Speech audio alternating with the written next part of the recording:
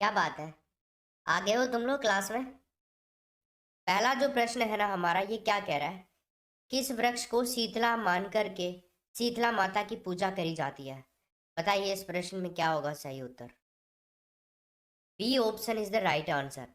सबका कितनी देर से उत्तर आ रहा था बी। मैं डायरेक्टली बता देता हूँ। खेजड़ी वृक्ष को ही शीतला मान करके शीतला माता की पूजा करी जाती है। दोस्तों, आपको पता हो शीतला माता का स्थान कहाँ पर है? स्थान अगर आपसे पूछ ले शीतला माता का तो कहाँ करोगे? चाकसू के अंदर है। और चाकसू कहाँ पे है दोस्तों? जयपुर के अंदर है। कहाँ पे है? जयपुर के अंदर है। चेचक की देवी किसको माना जाता है? शीतला माता को। याद रखिएगा। अगर आपसे पूछ ले कि चेचक की देवी किसको कहा जाता है, चेचक की देवी, तो वही देवी है आपके शीतला माता देवी। ठीक है साहब। जिसको महामाई माता भी कहा जाता है। शीतला देवी की जो पूजा है ना, वो खंडित प्रतिमा के रूप में करी जाती है। तीन चीजें आपको यहाँ पर ध्यान रखना है। एक तो खंडित प्रतिमा, एक स्थान चाकसू जयपुर में, एक चेचक की देवी, ठीक है, और एक खेजड़ी वृक्ष। ये चार क्वेश्चन हो गए हैं पहले प्रश्न में आप लोगों के। ठीक है साहब। आगे देखते हैं। 2 नंबर का जो आपका प्रश्न है ना, बताइए श्रीनगर किस नदी के किनारे पर स्थित है? बताओ तुम। श्रीनगर कौन सी नदी के किनारे पर स्थित है? उत्तर बताइए। तो प्यारे दोस्तों, यहाँ पे जो आपका उत्तर होगा ना, वो होगा झेलम के किनारे। यस, श्रीनगर झेलम नदी के किनारे पर बसा हुआ है। हाँ, इसका प्राकृतिक सौंदर्य काफी बेहतरीन है। कभी जाओ तो देख करके आइएगा। 3 नंबर के प्रश्न की ओर चलते हैं हम। देखिए इसमें उत्तर क्या होगा। निम्न में से किस जिले की सीमा मध्य प्रदेश से नहीं लगती है? बताओ। वो कौन सा डिस्ट्रिक्ट है जिसकी सीमा मध्य प्रदेश के साथ में नहीं लगती है? बताइए।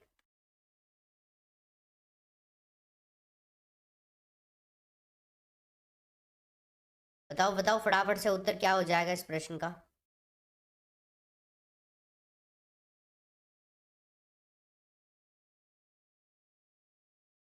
ये राजस्थान है। ठीक है साहब, आ गया राजस्थान।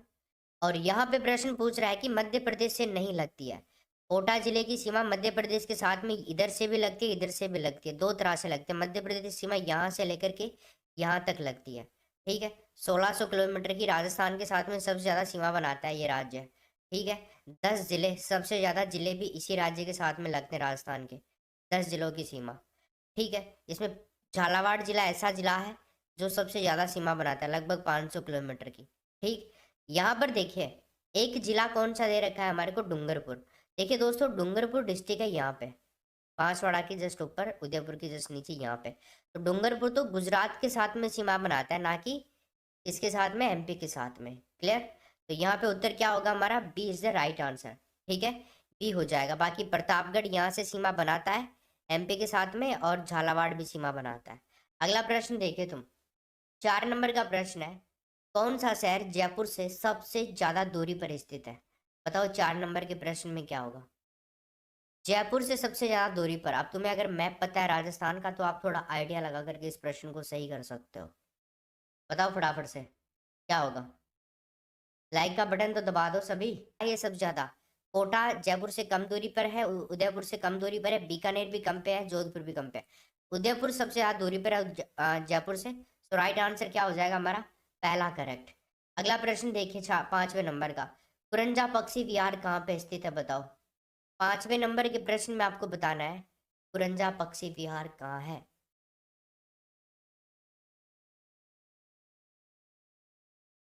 डेमोसेल क्रेन प्रवासी पक्षी को स्थानीय भाषा में क्या कहते हैं? कुरंजा कहा जाता है। प्रवासी पक्षी को दोस्तों क्या कहते हैं स्थानीय भाषा में? कुरंजा पक्षी कहते हैं। देखो ये इंग्लिश में भी नाम आ सकता है आपको। डेमोसेल ट्रेन भी कहा जाता है, इसको ध्यान रखिएगा। ठीक है। तो कुरंजा जो है वो ज्यादातर बीकानेर संभाग और जोधपुर संभाग के जो गांवों के अंदर तालाब बने हुए हैं ना, वहां पर पानी पीने के लिए आते हैं। और ये साइबेरिया से जो साइबेरिया से, ईरान से, अफगानिस्तान से, इन देशों से होते हुए भारत के अंदर आते हैं प्रतिवर्ष। ठीक है। तो यहाँ पे आंसर क्या होगा? खींचन, नंबर 1 ऑप्शन। क्लियर है तुम्हारा? अगला देखते हैं। Question number 6। घना पक्षी विहार पक्षियों का स्वर्ग माना जाता है। यहाँ का मुख्य आकर्षण बता दीजिए आप। 6 नंबर के प्रश्न में उत्तर क्या होगा? बताओ बताओ। प्रश्न संख्या नंबर 6 में उत्तर बताइए। ऑलराइट, साइबेरियन क्रेन ही होगा इसका सही उत्तर, बी ऑप्शन। हाँ, साइबेरियन क्रेन राष्ट्रीय उद्यान जो है 1985 1985 से यूनेस्को की विश्व विरासत सूची में शामिल किया गया है, ये वाला गना पक्षी विहार। ठीक है, तो उद्यान का जो क्षेत्रफल है ना 2.873 हेक्टेयर है। अगला देखिए, 7 नंबर का प्रश्न है, रावत बाटा परमाणु शक्ति ग्रह कहाँ पे स्थित है? बताओ, रावत बाटा परमाणु शक्ति ग्रह कहाँ पर स्थित है? आज के प्रश्न वेरी वेरी इंपॉर्टेंट है, सारे टॉप क्वालिटी के क्वेश्चन है, सेलेक्टेड प्रश्न है, पूरे 120 प्रश्न तुम्हें करवाए जाएंगे। तो देखिए इसमें उत्तर क्या होगा भाई? रावत बाठा परमाणु शक्ति ग्रह चित्तौड़गढ़ के अंदर है। ठीक है, ये एक ऊर्जा संयंत्र है। ठीक है, इससे विद्युत उत्पादन होता है, अत्याधुनिक तकनीकी है वो इसमें अपनाई जाती है।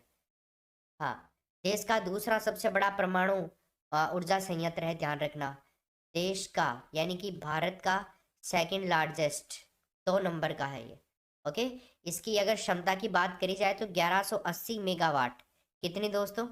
1180 मेगावाट बिजली की उत्पादन करी जाती है। इसकी शुरुआत करी गई थी 1963 के अंदर, 1963 के अंदर हुई थी। उत्पादन शुरू किया गया था 1973 से। अगला प्रश्न देखिए, प्रश्न है 8 नंबर का। तो बताओ देखें, जनसंख्या के न्यूनतम घनत्व वाला जिला बताओ। जनसंख्या की न्यूनतम घनत्व वाला जिला यहाँ से बताना है। न्यूनतम घनत्व बताइए किस जिले का है न्यूनतम घनत्व? ये तो आप सब कर दोगे सही, इस प्रश्न में तो सही उत्तर कर दो फटाफट से, आ जाना चाहिए तुम्हें ये तो। चलो ये तो तुम्हें आता है, मेरे को पता है, लेकिन 2 नंबर पर बता सकते हो तुम कौन सा है? नंबर 2 पे राजस्थान में जनसंख्या घनत्व में कौन सा है? मतलब न्यूनतम के हिसाब से बात कर रहा हूं मैं भाई। न्यूनतम तो जैसलमेर हो गया, 17 व्यक्ति प्रति वर्ग किलोमीटर है। लेकिन अब जैसलमेर के बाद में किसका नंबर आता है? तो दोस्तों ध्यान रखना, बीकानेर का आता है, और बीकानेर में 78 व्यक्ति प्रति वर्ग किलोमीटर है। फिर 3 नंबर पर आता है बाड़मेर का, 3 नंबर पे बाड़मेर का, 2 नंबर पे बीकानेर का, 3 नंबर पे बाड़मेर का कितना है? 92 92 व्यक्ति प्रति वर्ग किलोमीटर। ये आप याद रखिएगा, यहाँ पे 17 व्यक्ति प्रति वर्ग किलोमीटर है, तो इन चीज़ों को ध्यान रखिए। अगला प्रश्न देखिए, शहर वो कौन सा है जिसे राजस्थान की स्वर्ण नगरी के नाम से जाना जाता है? बताइए 9 नंबर के प्रश्न में उत्तर क्या होगा? तो देखिए इसमें उत्तर क्या होगा तुम्हारा? जैसलमेर हो जाएगा, ऑप्शन नंबर बी। ठीक है ना, स्वर्ण नगरी दोस्तों जैसलमेर कहलाता है। ध्यान रखिएगा, जैसलमेर अपने पीले जो बलुआ पत्थर है ना उनके लिए काफी फेमस है, विख्यात है। इन पीले पत्थरों पर जो सूरज की धूप पड़ती है, किरणें पड़ती हैं, तो उससे क्या है ना पूरा नगर सौंदर्य बिखेरता है। पूरा नगर क्या हो जाता है भाई, क्या ही कह सकते हैं अपन, मतलब पीला पीला हो जाता है, बढ़िया सोने की तरह चमकता है। इस कारण जैसलमेर को क्या कहते हैं? स्वर्ण नगरी कहते हैं। और मुझे बताइए सूर्य नगरी किसे कहते हैं? इस प्रश्न का मुझे तुम लोगों से उत्तर चाहिए, सूर्य नगरी किसे कहा जाता है? तुम उत्तर बताओ फिर मैं देखता हूँ। अगला प्रश्न देखिए 10 नंबर का, बताओ क्या होगा इसमें उत्तर?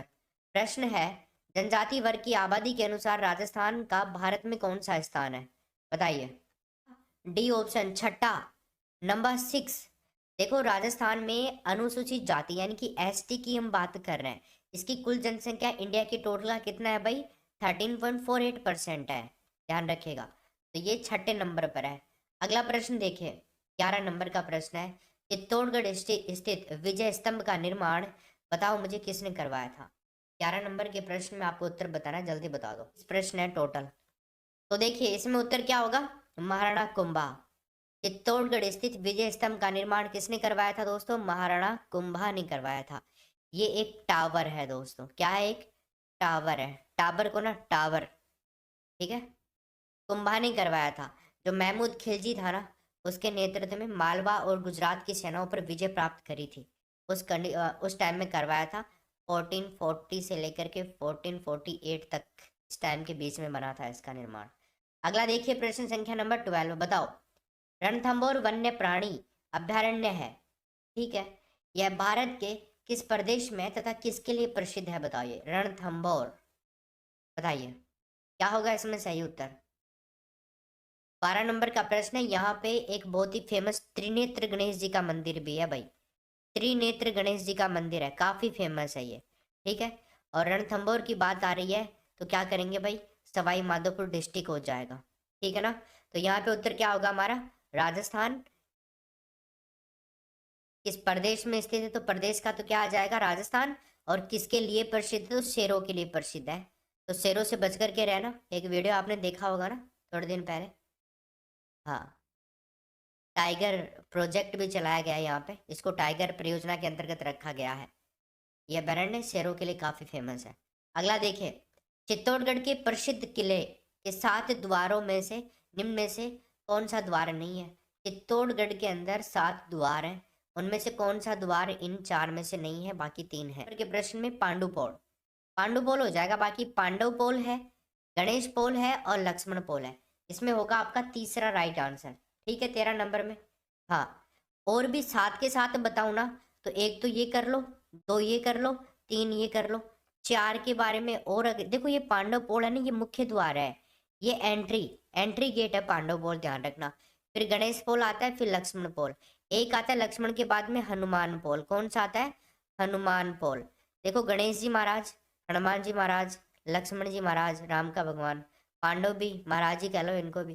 फिर एक आता है भाई भैरू जी महाराज है, भैरव पोल, भैरू जी महाराज भी तो है। एक पोल है राम जी महाराज, लक्ष्मण आगा तो राम जी का है गुना बोला, तो राम पोल भी है, राम पोल भी है। और एक कौन सा है, सब लोग ताराम छी टाइम में, तारों में, स्टार्स, गैलेक्सी, तो तारा पोल। देखो इनको कितना इजी है याद करना, साथ के साथ को। हनुमान जी, राम जी, भैरू जी, तारा जी, लक्ष्मण जी, गणेश जी, पांडव जी, तारा जी जी, याद हो जाएगा ना आपको। चलो आगे देखिए। अगला प्रश्न है 14 नंबर का, राजस्थान का सर्वोच्च पर्वत शिखर गुरु शिखर किस जिले में स्थित है, बताओ। 14 नंबर के प्रश्न में उत्तर दीजिए। तो देखिए दोस्तों, इसमें उत्तर क्या होगा, सिरोही डिस्ट्रिक्ट के अंदर है। बताइए गुरु शिखर की ऊंचाई कितनी है, 1772 मीटर। ठीक है। चलो, हाईएस्ट पीक है राजस्थान की, सिरोही जिले के अंदर है। एक और बात ध्यान रखना, सिरोही में सबसे ऊंचे पर्वत है।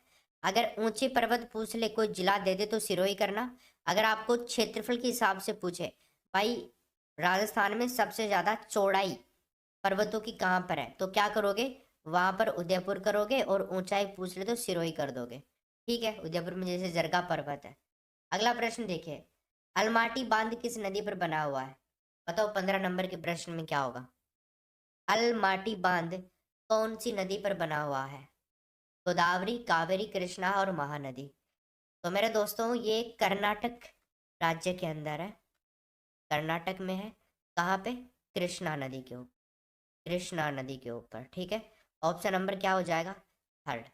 अगला प्रश्न देखिए, 16 नंबर का प्रश्न आपका क्या कह रहा है, सोम कमला अंबा सिंचाई परियोजना निम्न में से किस जिले में है, बताओ।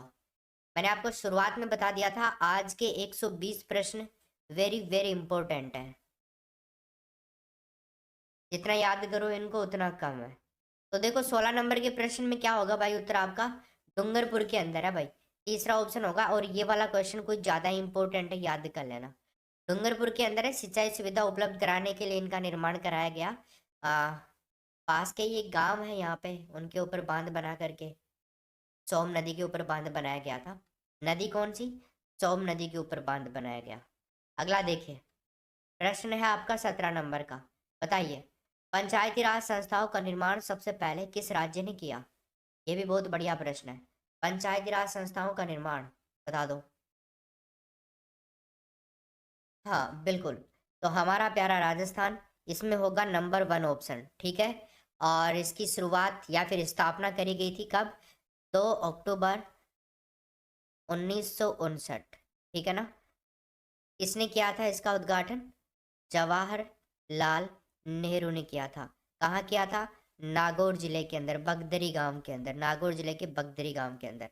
बलवंत राय मेहता समिति की सिफारिशों के ऊपर भारत में त्रिस्तरीय पंचायती राज व्यवस्था को लागू किया गया था। ध्यान रहे, 73वां संविधान संशोधन के द्वारा पंचायती राज व्यवस्था को लागू किया गया, दर्जा दिया गया। अच्छा, ये 73वां संविधान संशोधन कब लागू हुआ था दोस्तों, ये कब लागू हुआ था, लागू पूछ रहा हूँ, 24 अप्रैल को लागू हुआ था, 24 अप्रैल 1993। ध्यान रखिएगा कब लागू हुआ था। यस, 73वां 74वां संविधान संशोधन है ये। क्लियर है? चलो आगे देखते हैं। संवैधानिक दर्जे की बात कर रहा हूं मैं। आप कहोगे सर इतने दिन बाद में, आप तो यहाँ पे तो 1959 ही कर रहे हो। ये तो शुभारंभ हुआ था बलवंत राय मेहता समिति की सिफारिशों पर। संवैधानिक दर्जा इनको दे दिया गया था, मतलब 24 अप्रैल 1993। क्लियर है? आगे देखते हैं। अगला प्रश्न आपका 17 नंबर की क्वेश्चन हो गए कंप्लीट। एक और ध्यान रखिएगा, 24 अप्रैल को है ना पंचायती राज दिवस मनाया जाता है। अभी याद आया तो तुम्हें बता रहा हूँ, पंचायती राज दिवस 24 अप्रैल को मनाया जाता। अगला प्रश्न देखिए दोस्तों, राजस्थान के कौन से जिले में खस उत्पादित होती है? बताओ, खस, खस घास राजस्थान के कौन से डिस्ट्रिक्ट में उत्पादित होती है? बताइए 18 नंबर के प्रश्न में क्या होगा। हाँ भाई देखो, रीट के पेपर के लिए कोविड के इंजेक्शन लगाना जरूरी हो सकता है, तो तुम देख लीजिए अभी टाइम है तुम्हारे पास में, लगा लो, क्योंकि अभी कुछ एग्जाम्स हो रहे हैं ना, उनमें ये कंपलसरी कर रहे हैं कि तुम्हारे कोविड का दोनों के दोनों वैक्सीन लगी होनी चाहिए। तो तुम जैसे ही तुम्हें टाइम मिले, तुम्हारे आसपास में जो गवर्नमेंट हॉस्पिटल्स हैं उनके अंदर लग रही हैं या फिर आने वाली है, आप ट्राई करो वहाँ पे और अपना रजिस्ट्रेशन करा के ये वैक्सीन ले लो आप जल्दी से जल्दी, क्योंकि हमें ज़िंदगी का सवाल है भाई, तो चांस नहीं लेना है कहीं एक कोविड के टीके की वजह से आप रह ना जाओ एग्जाम से। इस तरह से आप थोड़ा ध्यान रखना, तो ले ही लेना। तो भरतपुर टोंकपुर, इसमें क्या होगा? डी ऑप्शन, ठीक है ना? ऑप्शन नंबर डी हो जाएगा। देखो खस की जो घास होती है ना, वो सुगंधित तेल निकलता है इससे, और शरबत बनाने में काम आती है, इत्र बनाने में काम आती है ये, इत्र और शरबत, ये सब क्योंकि सुगंधित घास होती है ये। अगला देखिए 19 नंबर का प्रश्न, भारतीय राष्ट्रीय कांग्रेस के प्रथम मुस्लिम अध्यक्ष कौन थे? बताओ, भारतीय राष्ट्रीय कांग्रेस के प्रथम मुस्लिम अध्यक्ष कौन थे? ठीक है, बहुत बढ़िया, दोनों लगा लिए, ठीक है फिर। चलो देखें, तो गैस यहाँ पे उत्तर क्या होगा 19 नंबर के प्रश्न में? बदरुद्दीन तैयब जी, सेकंड ऑप्शन हो जाएगा इसका। प्रथम मुस्लिम अध्यक्ष पूछ रहा है तो बदरुद्दीन तैयब जी करेंगे, ध्यान रखिएगा। कांग्रेस के मद्रास अधिवेशन के अंदर ये कांग्रेस के अध्यक्ष बने थे 1887 के अंदर, 1887 में। नेक्स्ट क्वेश्चन देखिए, स्वतंत्रता के बाद भारतीय लोकतंत्र के समक्ष मुख्य चुनौती क्या थी? 20 नंबर के प्रश्न में उत्तर चाहिए मुझे, क्या होगा? जल्दी करो। बहुत बढ़िया। हाँ, तो गैस यहाँ पे उत्तर क्या होगा? देखिए, गरीबी का उन्मूलन। इस टाइम में गरीबी भी बहुत ज़्यादा थी, आपको पता है उस टाइम में।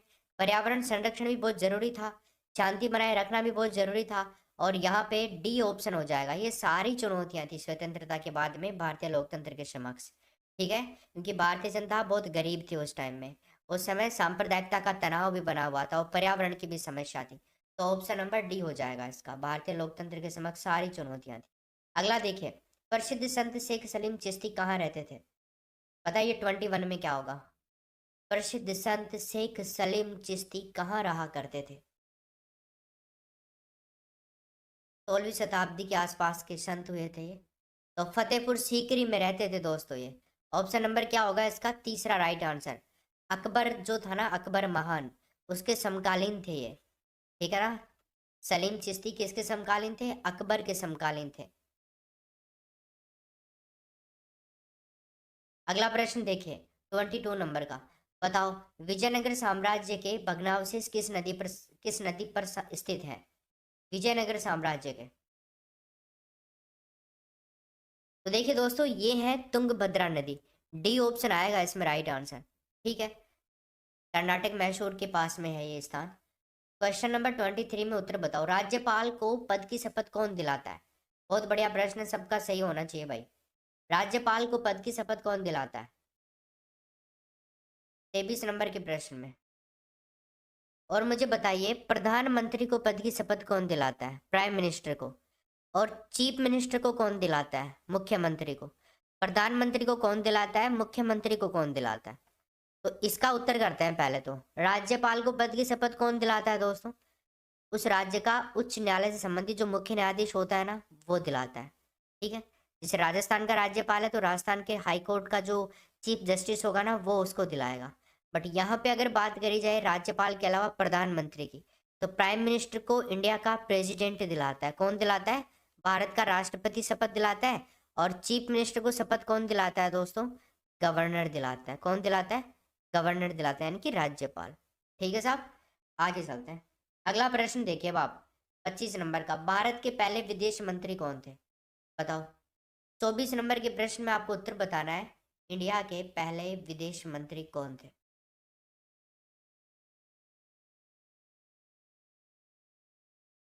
चलो देखें। तो दोस्तों इसमें उत्तर क्या होगा आपका? जवाहरलाल नेहरू, पहला ऑप्शन हो जाएगा इसका। देखो, इन्होंने स्वतंत्रता के बाद में भारत की जो विदेश नीति थी ना, इसको बहुत ज़्यादा प्रभावित प्रभावित कर दिया था, बहुत ज़्यादा हद तक। विदेश मंत्रालय संभाला था इन्होंने 1946 से लेकर के 1964 तक, बहुत लंबे टाइम तक। ठीक है ना, 20 साल तक संभाला था इन्होंने विदेश मंत्रालय। गुटनिरपेक्षता की नीति को इन्होंने अपनाया था। अगला प्रश्न देखिए 25 नंबर का, बताओ, बहुत बढ़िया प्रश्न है। CAG किसको निरूपित करता है? नियंत्रक और महालेखा परीक्षक। CAG की फुल फॉर्म पूछ रहा है आपसे, तो बताओ 25 नंबर में क्या होगी CAG की फुल फॉर्म?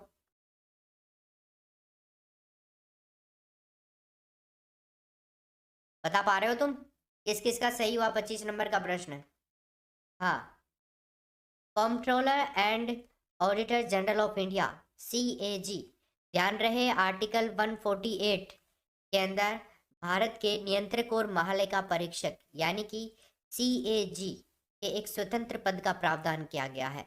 इनके क्या काम है, इनके क्या कर्तव्य होते हैं कि भारत के संविधान और जो वित्तीय प्रशासन है उसके क्षेत्र में संसद के जो कानून बनाने होते हैं ना, उनकी देख रेख करना, ये सारी चीज़ें यही करते हैं, उनका लेखा जोखा करना।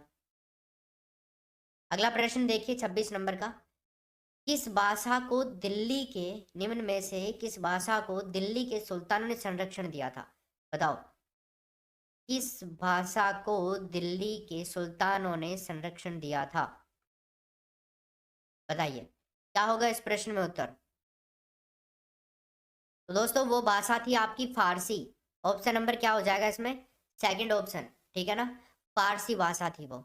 अगला प्रश्न देखिए, बौद्ध स्मारक स्तूप कहाँ बनाए जाते थे? बताइए। 27 नंबर का प्रश्न है, बौद्ध स्मारक स्तूप कहाँ बनाए जाते थे?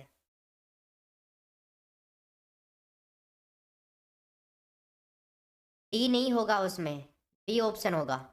27 में बताओ अब।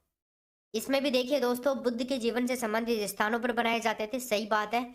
और संघ के प्रमुख सदस्यों के अवशेषों के ऊपर भी बनाए जाते थे। इसमें ये नहीं होगा, ये नहीं होगा, ये होगा। सेकंड ऑप्शन हो जाएगा इसका राइट आंसर। इन दोनों जगहों पे बनाए जाते थे बौद्ध स्मारक, बौद्ध स्तूप। ठीक है, अगला देखिए 28 नंबर का प्रश्न क्या है, निम्न स्थानों में से किसको बुद्ध के निर्वाण से संबंधित किया जाता है? बताओ। गया, वैशाली, कुशीनगर और सांची। 28 नंबर के प्रश्न में बताओ। तो दोस्तों इसमें उत्तर क्या हो जाएगा आपका? कुशीनगर, तीसरा ऑप्शन। ठीक है ना, कुशीनगर मल्लों की राजधानी हुआ करती थी।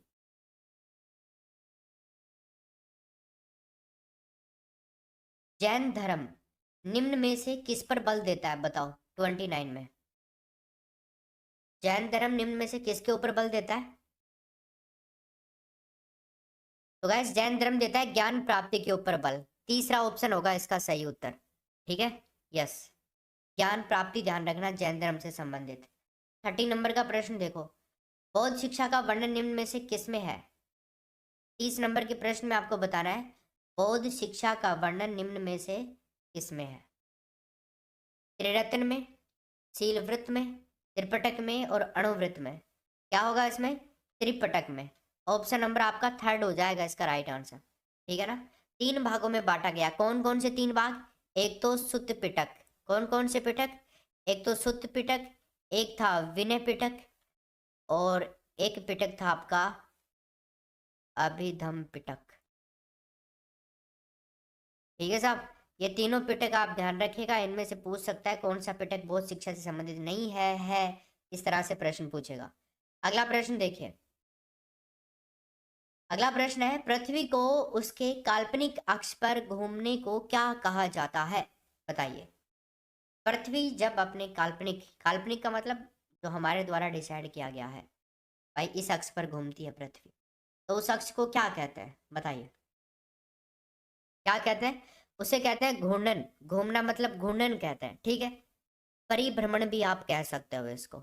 अपनी कक्षा में परिक्रमण दोनों ही घड़ी की सुइयां जो होती हैं इनके विपरीत दिशा में होता है, मतलब पृथ्वी जो है पश्चिम से पूर्व की ओर। ठीक, चलो आगे देखिए 32 नंबर का प्रश्न। समान दाब वाले स्थानों को मिलाने वाली रेखा को क्या कहा जाता है?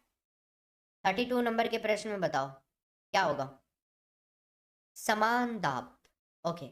इसमें उत्तर क्या होगा? संभार रेखा कहा जाता है इसको, पहला ऑप्शन, ठीक है ना। संभार रेखा कहा जाता है। अगला प्रश्न देखते हैं। मानव अधिकारों की सार्वभौमिक घोषणा को कब अपनाया गया? 33 नंबर के प्रश्न में उत्तर बताओ।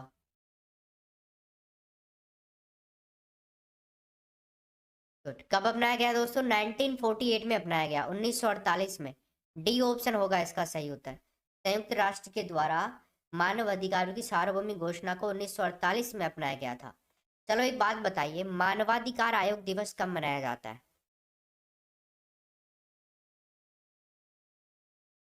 मानवाधिकार आयोग दिवस कब मनाया जाता है बताइए, कब मनाया जाता है?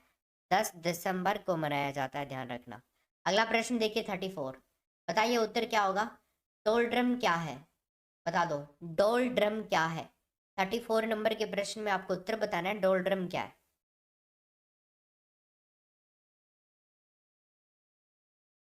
तो डोल्ड्रम की बात करी जाए गाइस यहाँ पे, तो पहला नहीं होगा, दूसरा नहीं होगा, तीसरा होगा। विषुवत रेखा के दोनों तरफ 10 डिग्री अक्षांश तक है ये, ठीक है। विषुवत रेखा के दोनों तरफ 10 डिग्री अक्षांश तक जो निम्न वायुदाब की पेटी होती है ना, उसी को क्या कहा जाता है? डोल्ड्रम कहा जाता है। निम्न वायुदाब की जो पेटी होती है उसी को क्या कहते हैं गाइस? डोल्ड्रम कहा जाता है। अगला प्रश्न देखिए 35। हरा प्रकाश छोड़ने वाला ग्रह कौन सा है बताइए। प्रकाश भी कैसा? हरा, ग्रीन। बताइए क्या होगा इसमें सही उत्तर? कौन सा ग्रह है जो हरा प्रकाश छोड़ता है?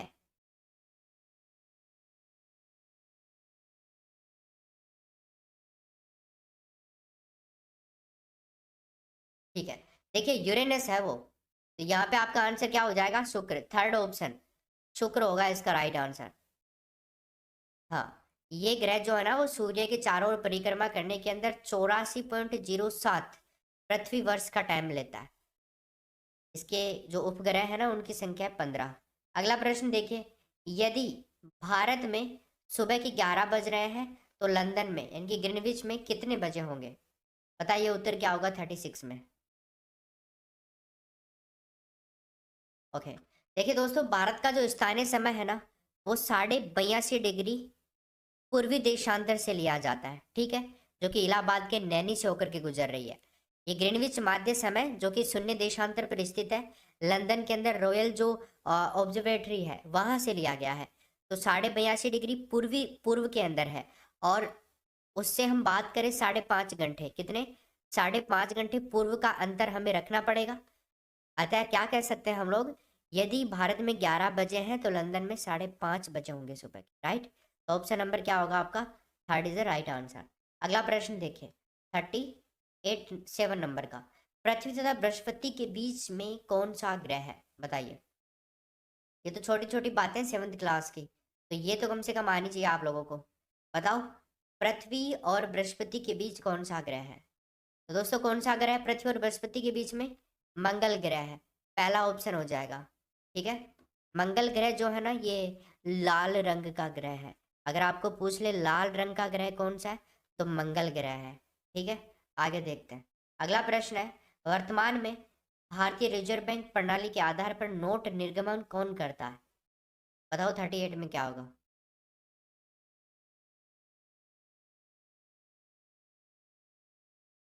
ओके, तो गाइज यहाँ पे उत्तर क्या हो जाएगा आपका 38 में? पहला ऑप्शन न्यूनतम कोष पद्धति। क्या होगा भाई? न्यूनतम कोष पढ़ाए जाएंगे आपको इस क्लास में। मेगास्नीज किसके दरबार में आया था बताओ। 39 नंबर के प्रश्न में उत्तर बता दो। मेगास्नीज किसके दरबार में आया था? उत्तर बता दो सभी दोस्त, क्या करना है इसमें? उत्तर क्या होगा भाई? चंद्रगुप्त मौर्य, पहला ऑप्शन हो जाएगा।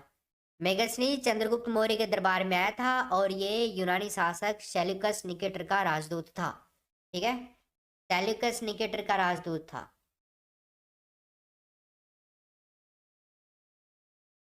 अगला प्रश्न देखिए 40 नंबर का, बताइए चाणक्य को निम्न में से जाना जाता है, समुद्रगुप्त, श्रीगुप्त, विष्णुगुप्त या फिर इनमें से कोई भी नहीं। बताओ किस नाम से जाना जाता है चाणक्य को।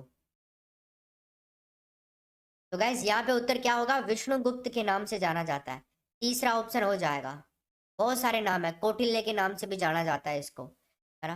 पुराणों के अंदर इसको द्विजशर्व भी कहा गया, मतलब श्रेष्ठ ब्राह्मण भी कहा गया है। एक नाम मिलता है पुराणों के अंदर, द्विजशर्व। द्विजशर्व का मतलब क्या होता है, श्रेष्ठ ब्राह्मण, तो इसको इस नाम से भी जाना गया है। ठीक है, अगला प्रश्न देखते हैं। क्वेश्चन नंबर आपका है 41। राजस्थान का कौन सा जिला अधिकतम मात्रा में इसबगोल पैदा करता है। बताइए 41 में क्या होगा। सबसे ज्यादा इसबगोल राजस्थान के किस डिस्ट्रिक्ट में पैदा होती है, ऐसे मान लो आप इस प्रश्न को। तो बताइए क्या होगा इसका। तो साथियों यहाँ पे उत्तर क्या होगा, जालोर जिला। ऑप्शन नंबर तीसरा हो जाएगा। स्थानीय भाषा में इसबगोल को क्या कहते हैं दोस्तों, मुझे बता दो उत्तर। स्थानीय भाषा में इसबगोल को क्या कहा जाता है। तो भैया स्थानीय भाषा में जो इसबगोल होती है ना, उसको कहा जाता है घोड़ा जीरा।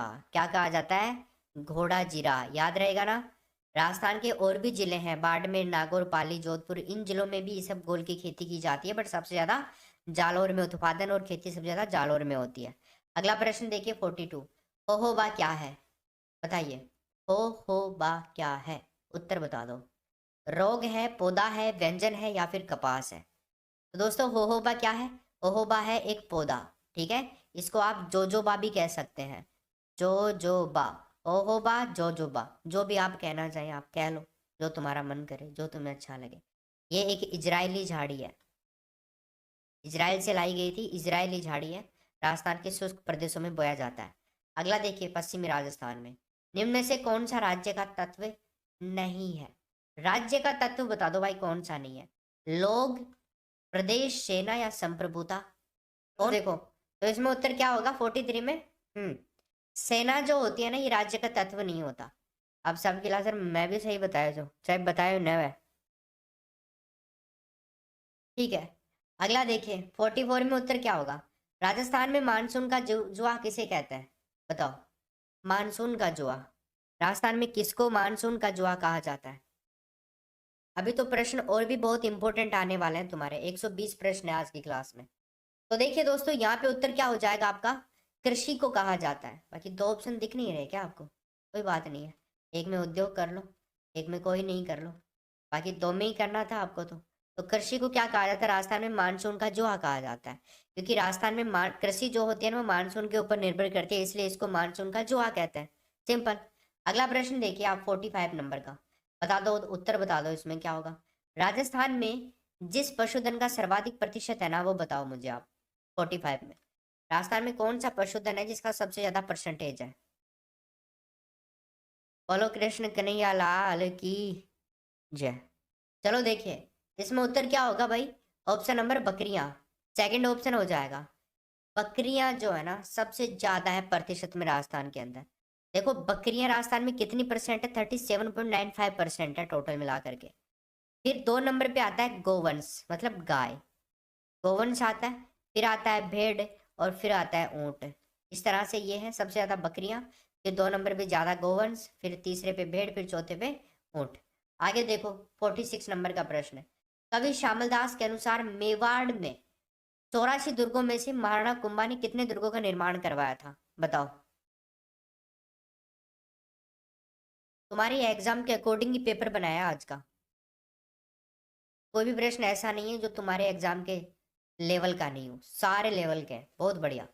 तो देखो यहाँ पे उत्तर क्या होगा, 32 दुर्गों का निर्माण करवाया था, कुंभा ने करवाया था 32 दुर्गों का निर्माण 84 में से। ध्यान रहिएगा किसके अकॉर्डिंग, कवि श्यामल दास के अकॉर्डिंग। अगला देखिए मरुस्थल का जहाज किसे कहते हैं। क्या बात है भाई, लल्लन टॉप क्वेश्चन है ये तो।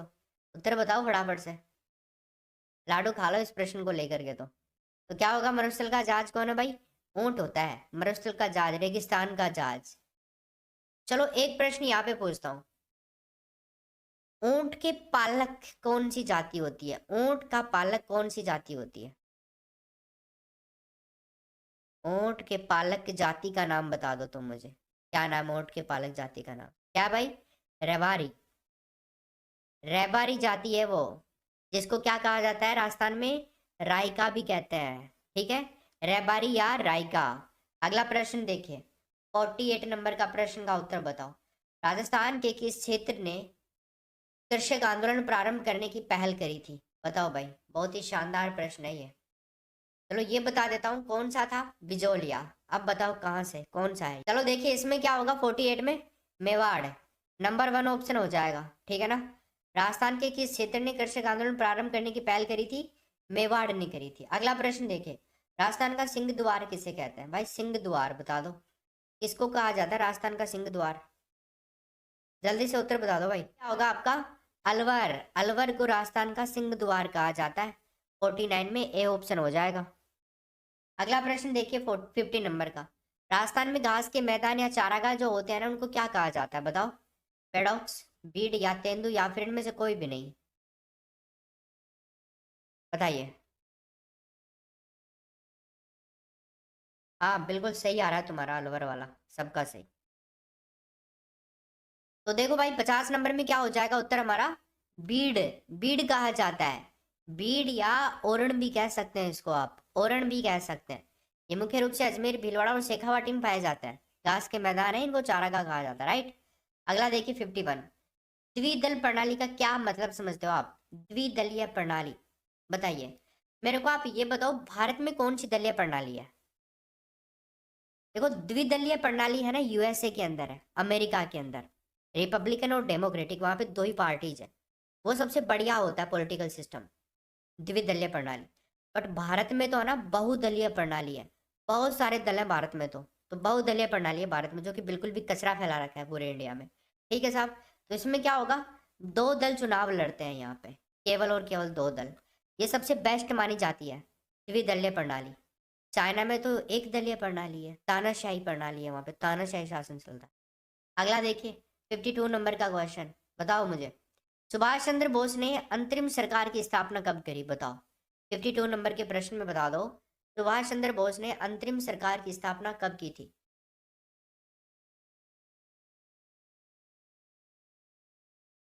तो देखिए दोस्तों यहाँ पे उत्तर होगा 1943, 1993 में की थी, बी ऑप्शन हो जाएगा। ठीक है, और सॉरी 43 में की थी, 93 में, 1943 में करी थी। ये अगर मैं आपको डेट बताऊं तो 21 अक्टूबर, 21 अक्टूबर 1943 होगा आपका राइट आंसर यहाँ पे। ठीक है, भारत के अंदर अंतरिम सरकार गठन किया था, स्थापना करी थी। वहीं पे अंग्रेजों के खिलाफ इन्होंने युद्ध की घोषणा भी कर दी थी, और फिर ये सरकार स्थगित भी कर गई थी, कर दी गई थी 1945 के अंदर, 18 अगस्त को। अगला देखिए, निम्न में से किसका लोकप्रिय नाम लाल कुर्ती यानी कि लाल कमीजों के रूप में जाना जाता है? लाल कुर्ती के रूप में जाना जाता है, बताओ किसका लोकप्रिय नाम लाल कुर्ती या लाल कमीजों के रूप में जाना जाता है? क्या होगा भाई यहाँ पे राइट आंसर? खुदाई खिदमतगारों को, खुदाई खिदमतगारों को। ऑप्शन नंबर क्या हो जाएगा आपका? सी हो जाएगा इसमें राइट आंसर। अगला प्रश्न देखिए, दांडी मार्च के दौरान प्रसिद्ध गान रघुपति राघव राजा राम पतित पावन सीताराम के संगीतकार किसको जाना जाता है? बताइए। 54 नंबर के प्रश्न में उत्तर बता दो, क्या होगा? बहुत ही बढ़िया। क्या होगा भाई? दांडी मार्च के दौरान बात कर रहा है ये, तो इसमें उत्तर क्या होगा? दिगंबर विष्णु पल्लोकर। ऑप्शन नंबर हो जाएगा आपका बी राइट आंसर। 1930 के अंदर गांधी जी को बहुत अच्छा लगा था ये रघुपति राघव राजा राम। ठीक है, अगला प्रश्न देखते हैं, भारत सरकार अधिनियम 1919 की सबसे बड़ी विशेषता क्या थी? बताओ। 1919 की जो भारत सरकार अधिनियम है 1919, उसकी सबसे बड़ी विशेषता बताओ। द्वैध शासन, प्रांतीय स्वायत्ता, वयस्क मताधिकार, या अलग निर्वाचक मंडल? क्या थी सबसे बड़ी विशेषता इसकी? दोस्तों 1919 का नाम आती है द्वैध शासन प्रणाली, कर देना आप राइट आंसर, पहला हो जाएगा। दोहरे शासन की व्यवस्था करी गई थी। इसके अंतर्गत क्या था कि शासन को प्रांतों और केंद्र दो सूचियों में बांट दिया गया था। अगला प्रश्न देखो, महात्मा गांधी के राजनीतिक गुरु कौन थे? 56 नंबर के प्रश्न में आपको उत्तर बताना है। महात्मा गांधी के राजनीतिक गुरु, दोस्तों महात्मा गांधी के राजनीतिक गुरु कौन थे? Gopal Krishna Gokhale. Option number B हो जाएगा इसमें। गोपाल कृष्ण गोखले थे महात्मा गांधी के राजनीतिक गुरु। ठीक है, आगे चलते हैं। अगला प्रश्न देखिए आप। संयुक्त राष्ट्र महासभा की पहली निर्वाचित महिला अध्यक्ष कौन है, बताओ। हंसा मेहता, लक्ष्मी मेनन, लक्ष्मीपुरी या विजया लक्ष्मी पंडित? उत्तर बताइए।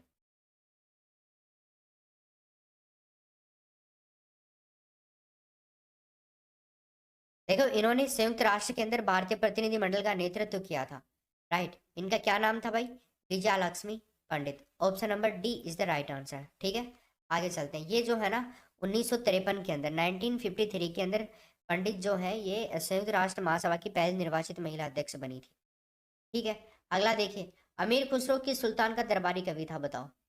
अमीर खुसरो कौन से सुल्तान का दरबारी कवि था? 58 नंबर के प्रश्न में आप बता दो मेरे को उत्तर क्या होगा।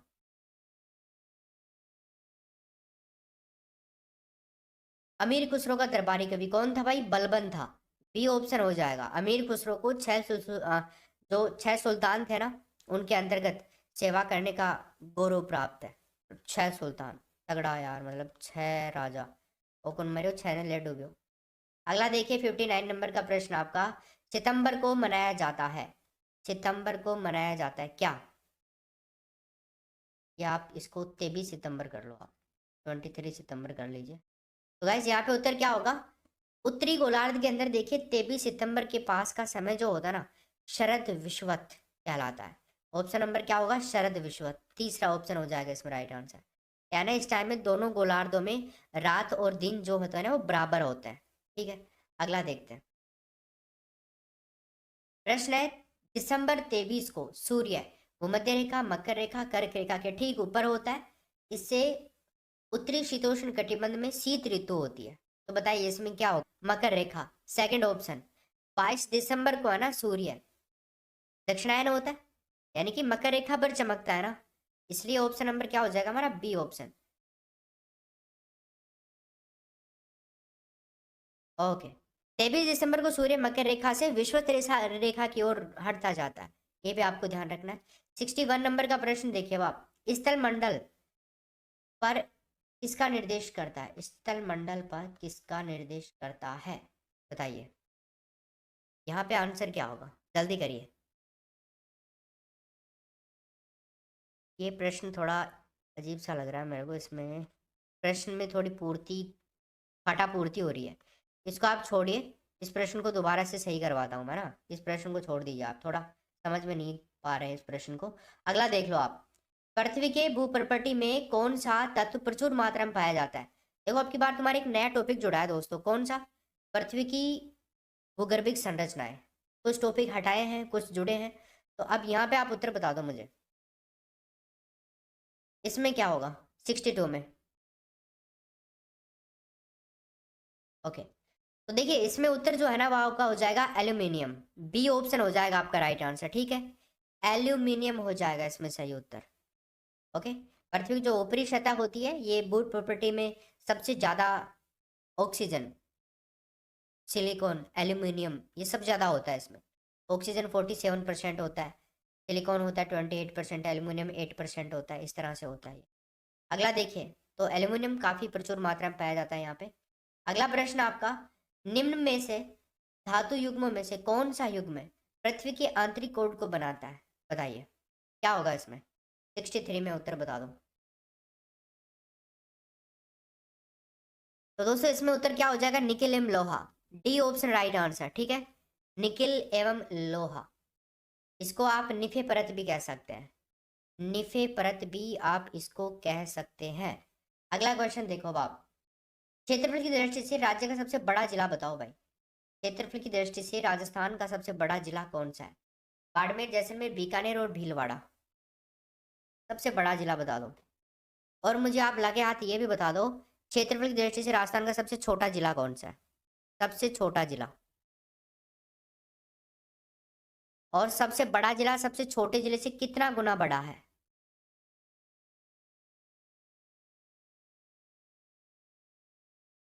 देखिए दोस्तों यहाँ पे उत्तर होगा जैसलमेर। 38,401 वर्ग किलोमीटर इसका क्षेत्रफल है। ठीक है, 3034 इसका क्षेत्रफल है। सबसे छोटा जिला कौन सा है भाई? धौलपुर जिला है। एक और इंटरेस्टिंग बात है इन धौलपुर और जैसलमेर में, जैसलमेर तो है ना राजस्थान का सबसे पश्चिमी जिला है, और धौलपुर जो है ना राजस्थान का सबसे पूर्वी जिला है भाई, ये भी ध्यान रखिएगा। ठीक है, ये राजस्थान के कुल क्षेत्रफल का 10% से ज़्यादा है। कितना है भाई? 11.11 दूनी 22 होता है, 11.22% है राजस्थान के टोटल क्षेत्रफल का जैसलमेर। धौलपुर राजस्थान के कुल क्षेत्रफल का 0.89% है, केवल 1% से भी कम है। एकमात्र जिला जो राजस्थान के कुल क्षेत्रफल का 1% से भी कम है, क्या नाम है उसका? धौलपुर। अगला प्रश्न देखिए आप, राजस्थान की अंतर्राष्ट्रीय सीमा की लंबाई बताओ आप, क्या होगी? राजस्थान की अंतर्राष्ट्रीय सीमा की लंबाई बता दीजिए 65 नंबर के प्रश्न में। तो दोस्तों राजस्थान की अंतर्राष्ट्रीय सीमा की लंबाई पूछ रहा है, मतलब कौन सी सीमा? अंतर्राष्ट्रीय सीमा जो कि पाकिस्तान के साथ में लग रही है ना? कौन सी सीमा है? पाकिस्तान के साथ में जो लग रही है वह अंतर्राष्ट्रीय सीमा। गंगानगर, बीकानेर, जैसलमेर और बाड़मेर, 4 जिलों के साथ में कितने किलोमीटर है? 1070 किलोमीटर की लंबाई है इसकी टोटल में आकर के। ठीक है, इधर पाकिस्तान के 9 जिले सीमा बनाते हैं और राजस्थान के 4 जिले सीमा बनाते हैं। राजस्थान एक राज्य है, पाकिस्तान के 2 राज्य हैं, सिंध और पंजाब, जो राजस्थान के साथ में सीमा बनाते हैं। ठीक, चलो, तो यहाँ पे उत्तर क्या होगा भैया आपका? पहला ऑप्शन राइट आंसर।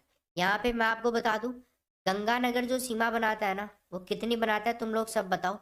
फिर मैं बीकानेर की बताता हूँ तुम्हारे को, तो बीकानेर की भी बता दो। फिर मैं आपको जैसलमेर की बता देता हूँ, जैसलमेर की, और फिर मैं आपको बता देता हूँ बाड़मेर की। तो दोस्तों ध्यान रखिएगा, ये गंगानगर, ये बीकानेर, जैसलमेर, बाड़मेर, सबसे ज़्यादा तो जैसलमेर लगाता है, सबसे कम बीकानेर लगाता है। कितनी? 168, 210 है ना, और ये 464, और यहाँ पे हम बात करें तो 228 किलोमीटर। ये है इनकी सबकी लंबाई जो कि पाकिस्तान के साथ में ये टच करते हैं।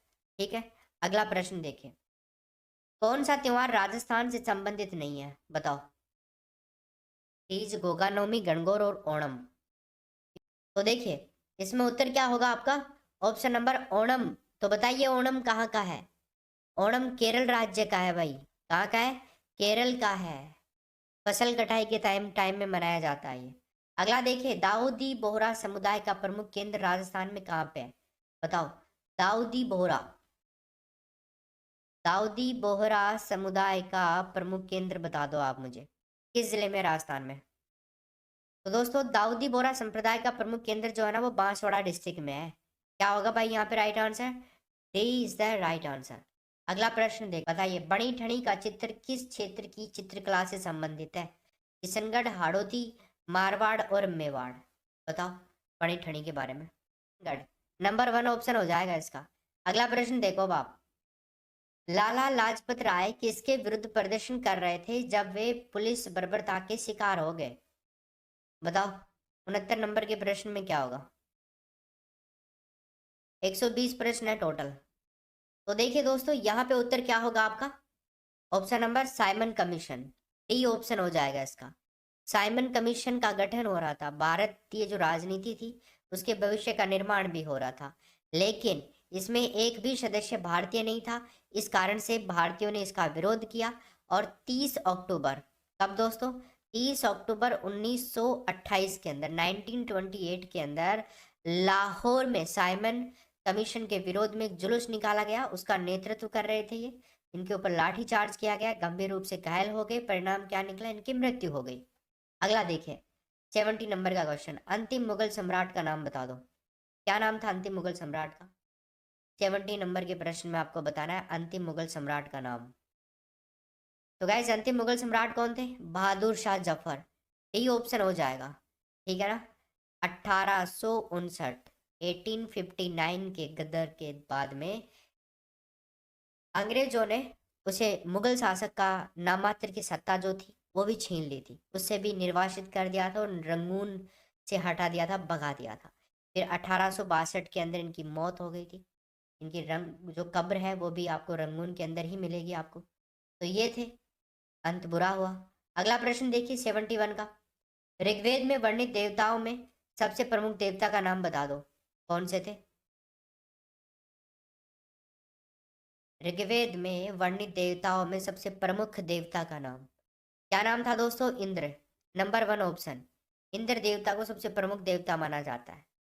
इंद्र को विश्व का स्वामी कहा गया है, पुरंदर की संज्ञा दी गई है इनको। ऋग्वेद के अंदर 250 सूक्तों के अंदर इंद्र की बातें कही गई है। अगला देखिए, भारत के प्रतीक चिन्ह की आधार पट्टी पर अंकित शब्द सत्यमेव जयते किसके लिए है, बताओ। 72 नंबर के प्रश्न में उत्तर बता दो, क्या होगा भाई इसमें right answer. Option number Mundakopanishad, D option सत्यमेव जयते आते मुंडकोपनिषद कर देना। ठीक है, अगला देखिए, भारतीय संविधान में कितने मौलिक अधिकारों का उल्लेख किया गया है। पता है तुम्हारे को कौन कौन से मौलिक अधिकार है, कौन कौन से आर्टिकल्स इनके ऊपर अप्लाई होते हैं। तो 6 मौलिक अधिकार है भाई। कौन कौन से है, एक तो है समानता का अधिकार। कौन सा है भाई, समानता का, याद कर लेना, सैसे समानता, सैसे स्वतंत्रता। ठीक है, स्वतंत्रता अधिकार, सैसे शोषण का अधिकार। तो 3 तो सही हो गए शुरुआत में। एक होता है धार्मिक स्वतंत्रता का अधिकार, एक है संस्कृति का अधिकार, एक है संवैधानिक उपचारों का अधिकार। देखो एक बहुत इंपॉर्टेंट बात बता देता हूँ, तय से और से। एक केवल धार्मिक स्वतंत्रता का जो अधिकार है ना, केवल ये वाला ही है जो से शुरू नहीं हो रहा है, बाकी सारे से शुरू हो रहे हैं। ये वाला तो है ना 14 नंबर के आर्टिकल से 18 तक है, ये वाला 19 से 22 तक है। शोषण के विरुद्ध आर्टिकल 23 से लेकर के 24, धार्मिक स्वतंत्रता का आर्टिकल 25 से लेकर के 28 तक, संस्कृति और शिक्षा संबंधी जो अधिकार है वो 29 से लेकर के 30 तक, और संवैधानिक उपचारों का अधिकार 32 नंबर के आर्टिकल में। इनको रट लेना, स्क्रीनशॉट ले लो इनका फटाफट। चलो आगे देखते हैं। अगला जो प्रश्न है ना हमारा, वो है सूर्य की सबसे बाहरी सतह का नाम बताओ। क्या पूछ रहा है, सूर्य की सबसे बाहरी सतह, जिसने हमको सबको परेशान करके रखा है भाई, सबसे बाहरी सतह,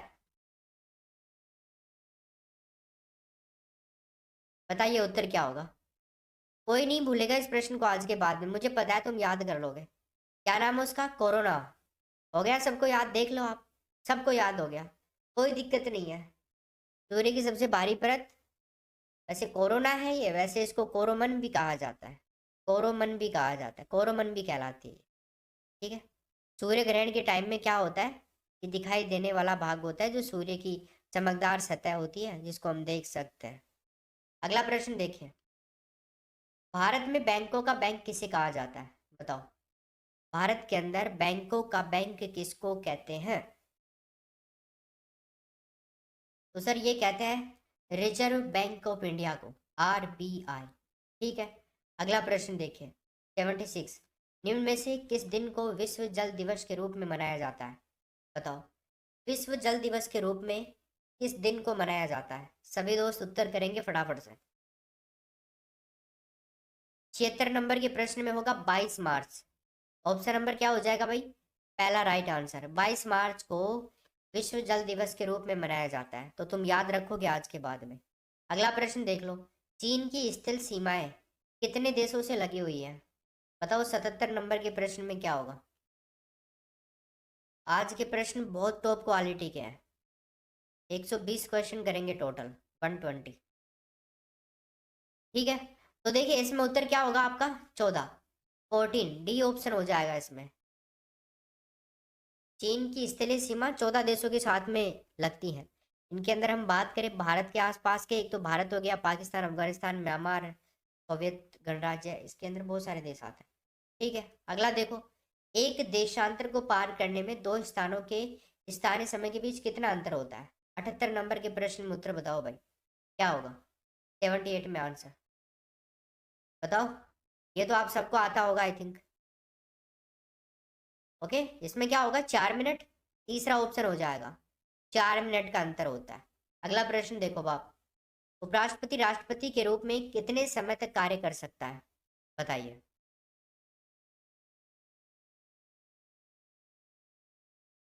तो दोस्तों उपराष्ट्रपति जो होता है ना, ये राष्ट्रपति के पद पर कितने समय तक कार्य कर सकता है, 6 मंथ तक।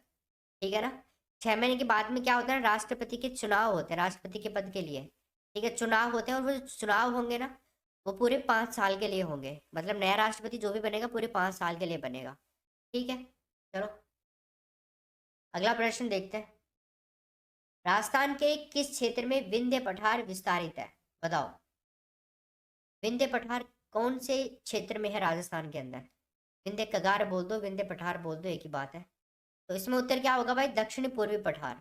ऑप्शन नंबर हमारा हो जाएगा तीसरा राइट आंसर। ठीक है, हाड़ौती वाला जो एरिया है उसके सारे सारे निकलता है, चंबल बेसिन के सारे सारे धौलपुर करौली जिलों से होते हुए। अगला देखिए, अरावली श्रेणी की दूसरे नंबर की ऊंची चोटी कौन सी है? बताओ, नाम बताओ उसका।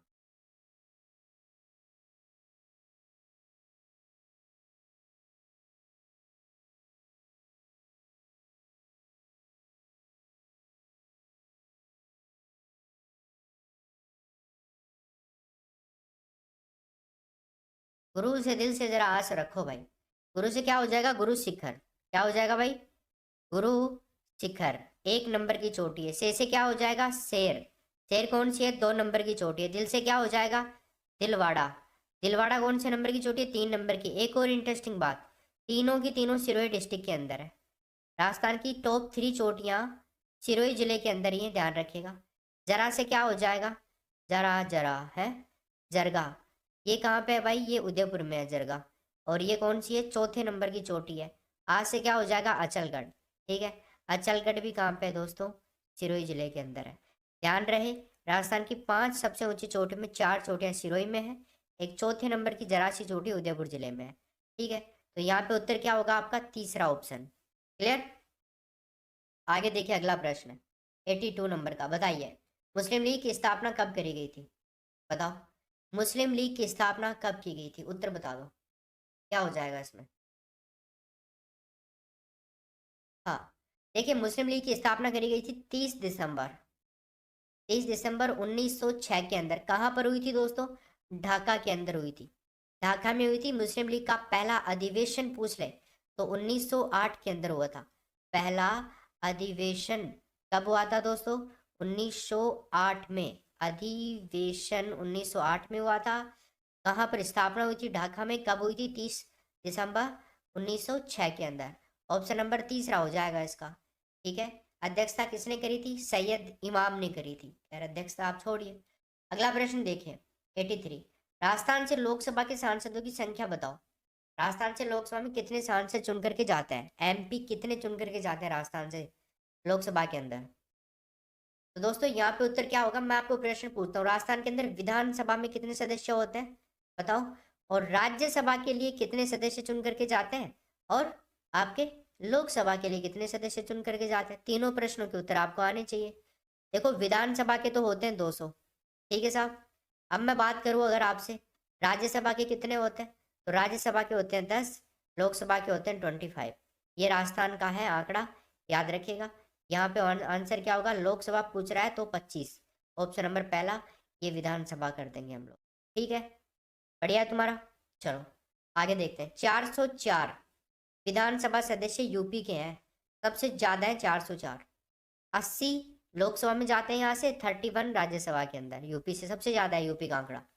अगला प्रश्न देखिए, किस संविधान संशोधन अधिनियम के मतानुसार मतदान की आयु 21 वर्ष से घटा करके 18 वर्ष कर दी गई थी? बताइए, 84 नंबर के प्रश्न में क्या होगा उत्तर? जल्दी कर दो, इसका राइट आंसर क्या होगा? बहुत बढ़िया। तो देखिए दोस्तों, इसमें जो उत्तर होगा ना हमारा, वो होगा 61वां संविधान संशोधन। तीसरा ऑप्शन हो जाएगा। 61 नंबर का अमेंडमेंट किया गया था 1988 के अंदर। ठीक है, इसको 61वां संविधान संशोधन अधिनियम 1988 के नाम से जाना जाता है। इसमें क्या हुआ था? लोकसभा चुनाव और राज्यसभा की जो विधानसभाएं थी, राज्यों की जो विधानसभाएं थी, उनके लिए 21 वर्ष घटा के 18 वर्ष मतदान की उम्र कर दी गई थी। संविधान के अंदर हमारे एक आर्टिकल है 326 नंबर का, इसके अंदर ये सारे संशोधन किए गए। अगला देखिए, मंत्रिपरिषद की सामूहिक रूप से किसके प्रति जवाबदेही होती है? बताओ, मंत्रिपरिषद सामूहिक रूप से किसके प्रति जवाबदेही होती है? राज्य परिषद यानी कि राज्यसभा, लोकसभा, राष्ट्रपति और प्रधानमंत्री। तो गाइस, आप सबको पता होता है इसके बारे में। इसमें आंसर आएगा हमारा बी ऑप्शन। लोकसभा के प्रति संपूर्ण जो मंत्रिपरिषद होती है, वो क्या होती है? जवाबदेही होती है। ठीक है, इसका मतलब क्या हुआ? इसका मतलब ये हुआ कि एक भी मंत्री के खिलाफ अविश्वास मत होने पर संपूर्ण मंत्रिपरिषद को इस्तीफा देना होगा। ठीक है। यानी कि मंत्री अपने विभागों के लिए खुद जवाबदेही होते हैं और उन्हें प्रधानमंत्री की सलाह पर राष्ट्रपति द्वारा जो भी कार्यकाल होता है उसके तहत हटाया जा सकता है। पहले बैठाया जा सकता है, बाद में बैठाया जा सकता है, टाइम पर हटाया जा सकता है। मतलब कुंभलगढ़ दुर्ग के शिल्पी किसको कहा जाता है बताओ। 86 नंबर के क्वेश्चन में आपको उत्तर बताना है। कुंभलगढ़ दुर्ग के शिल्पी के नाम से किसको जाना जाता है। तो गैस यहाँ पे उत्तर क्या होगा, मंडन सूत्रधार। ऑप्शन नंबर क्या हो जाएगा आपका, तीसरा राइट आंसर हो जाएगा। देखो कुंभलगढ़ का किला जो है प्रेजेंट टाइम में राजसमंद के अंदर है। कहाँ पर है, राजसमंद के अंदर, अरावली पर्वत श्रृंखला के अंदर ही है। अरावली पर्वत श्रृंखला का ही पार्ट है ये। तो महाराणा कुंभा की देख रेख में शुरू हुआ था इसका काम, 1485 के अंदर बनकर के तैयार भी हो गया था। अगला प्रश्न देखिए 87, अपना सिर काट कर देने वाली प्रसिद्ध हाड़ी रानी का नाम क्या था बताओ। 87 में उत्तर बता दो। प्रश्न आपका 88 नंबर का, स्वतंत्र भारत का पहला भारतीय गवर्नर जनरल। आज की क्लास का बहुत इंपॉर्टेंट क्वेश्चन है। इस तरह के 2-3 प्रश्न आपको एग्जाम में देखने को मिलेंगे, आप ध्यान रखिएगा। ठीक है, तो इसमें आप उत्तर बता दो फटाफट से क्या होगा। स्वतंत्र भारत का पहला भारतीय गवर्नर जनरल का नाम बताओ जल्दी से। तो गाइस देखो यहाँ पे उत्तर क्या हो जाएगा का, सी राजगोपालाचारी। क्या हो जाएगा, डी ऑप्शन राइट आंसर, सी राजगोपालाचारी। ये जो थे ना 1948 से 50 तक भारत के प्रथम और अंतिम अंतिम गवर्नर जनरल रहे। मतलब बात कर रहे हैं भारत के प्रथम और अंतिम की बात कर रहा हूं मैं। इन्होंने क्या किया था, स्वतंत्र पार्टी के नाम से एक नई राजनीतिक पार्टी भी बनाई थी। ठीक है, अगला देखिए, स्वतंत्र भारत की बात कर रहे हैं अपन यहाँ पे। आप कहोगे सर पहले लास्ट के खत्म में हो गया था ना पति फिर। अगला देखिए 89, गांधी जी ने किस आंदोलन को चोरी चोरा कांड के बाद वापस ले लिया था। बताओ क्या होगा इसमें। तो देखिए इसमें उत्तर क्या होगा आपका, असहयोग आंदोलन, तीसरा राइट आंसर।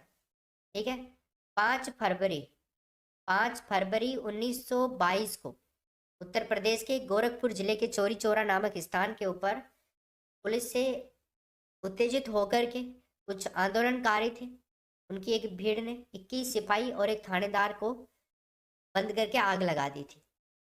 खतरनाक काम किया था ना। यस, गांधी जी ने तुरंत ऐसे आंदोलन को स्थगित करने की घोषणा कर दी थी। वो सोच रहे थे कि अब अंग्रेज काम गड़बड़ करेंगे यहाँ पे। अगला देखिए भाई 19 नंबर का क्वेश्चन।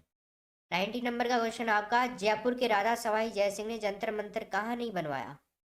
5 जगहों पे बनवाया था ना जंतर मंतर, बताओ कहाँ नहीं बनवाया जंतर मंतर। उत्तर बताइए फटाफट से। दिल्ली, कोलकाता, उज्जैन और जयपुर। फटाफट से उत्तर दे दीजिए। तो दोस्तों इसमें उत्तर क्या हो जाएगा आपका, देखो दिल्ली है, दिल्ली में बनाया था, उज्जैन में भी बनाया था, जयपुर में भी बनाया था, बट कोलकाता में नहीं बनाया था। तो बी ऑप्शन हो जाएगा। एक बनारस में भी बनाया था, कहाँ बनाया था, बनारस में भी बनाया था। एक 5वें नंबर का कहाँ बनाया था, सब लोग उत्तर बताओ। दिल्ली, बनारस, जयपुर, उज्जैन। ठीक है, इसके अलावा 5वें नंबर का बताओ फटाफट। अगला प्रश्न देखते हैं 91, मयूर सिंहासन तख्ते ताउस किस नाम के साथ में संबंधित है। मयूर सिंहासन के बारे में बताओ। कई लोग तो होंगे 5वीं की जगह से क्लास भी देख रहे होंगे, यूपी वालों। चलो देखिए, तो दोस्तों यहाँ पे उत्तर क्या हो जाएगा आपका 91 में, Shahjahan. Third option right answer, मयूर सिंहासन शाहजहां, ताजमहल मुमताज, वही तो है। अगला प्रश्न देखो बाप, प्रश्न आपका, निम्न में से किस स्थान पर नादिर शाह ने चढ़ाई नहीं की थी बताओ। नादिर शाह ने चढ़ाई नहीं करी थी, उत्तर बताइए। मथुरा, बिल्कुल सही आ रहा है तुम्हारा, 5वां मथुरा था। ठीक है, कौन कौन से हो गए 5, दिल्ली, उज्जैन, वाराणसी, बनारस, जयपुर और मथुरा। अरे मथुरा। चलो देखिए यहाँ पे उत्तर क्या हो जाएगा 92 नंबर का आपका। हाँ, 2 ऑप्शन नीचे हैं तो मैं आपको दिखा देता हूँ जरा 2 ऑप्शन। पहले देखते हैं प्रश्न क्या है, नादिर शाह ने चढ़ाई नहीं की थी। तो 92 नंबर के प्रश्न में पहला लाहौर, दूसरा आपका हो जाएगा करनाल, तीसरा आप कर लीजिए मथुरा और चौथा आप कर लीजिए दोस्तों कन्नौज। मथुरा मत कीजिए, मथुरा में तो नहीं था ये, तो फिर 2 ऑप्शन हो जाएंगे इसके। आप राइट आंसर करो, देख करके देख लेते हैं नीचे, दिल्ली और कन्नौज। दिल्ली कर लो यहाँ पे, दिल्ली कर लीजिए। अब बताओ उत्तर क्या होगा। तो देखिए दोस्तों यहाँ पे जो है ना हमारा उत्तर हो जाएगा 92 नंबर के क्वेश्चन में कन्नौज, यही ऑप्शन। ठीक है, कन्नौज हो जाएगा। अगला देखिए, सारनाथ बुद्ध का प्रथम प्रवचन क्या कहलाता है? 93 नंबर के प्रश्न में उत्तर बताओ तुम। सारनाथ बुद्ध का प्रथम प्रवचन कहलाता है महाभिनिष्क्रमण, महापरिनिर्वाण, महामस्तकाभिषेक, धर्म चक्र प्रवर्तन। तो ये कहलाता है सर आपका धर्म चक्र प्रवर्तन। ऑप्शन नंबर डी हो जाएगा इसमें। ठीक है जी, आगे चलते हैं। देखिए, जातक पवित्र ग्रंथ है, बताओ किनका? जातक पवित्र ग्रंथ है, किनका है जातक पवित्र ग्रंथ? जैनियों का नहीं है, शैव का नहीं है, वैष्णव का, बौद्धों का है ये। बी ऑप्शन हो जाएगा इसमें। हाँ, अगला प्रश्न देखिए आप, बौद्ध धर्म के प्रचार प्रसार के लिए कौन सी भाषा का प्रयोग किया गया था? संस्कृत, पाली, प्राकृत और हिंदी,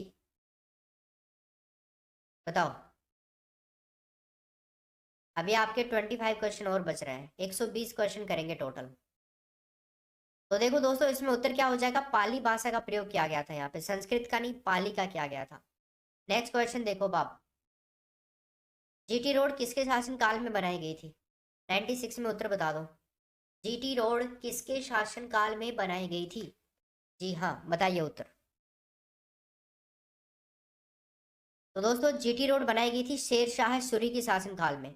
तीसरा ऑप्शन हो जाएगा इसका राइट आंसर। ठीक है ना, शेरशाह सूरी के शासन काल में बनाई गई थी जीटी रोड। अगला प्रश्न देखिए, 97 नंबर का, गायत्री मंत्र का सबसे पहले उल्लेख कहाँ मिलता है?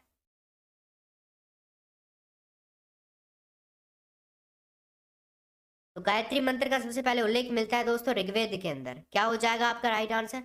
पहला ऑप्शन, ऋग्वेद में मिलता है। हाँ, गायत्री मंत्र का सबसे पहले उल्लेख ऋग्वेद के अंदर मिलता है। अगला प्रश्न देखो, गौतम बुद्ध को कौन सी जगह ब्रह्म ज्ञान प्राप्त हुआ था? ब्रह्म ज्ञान,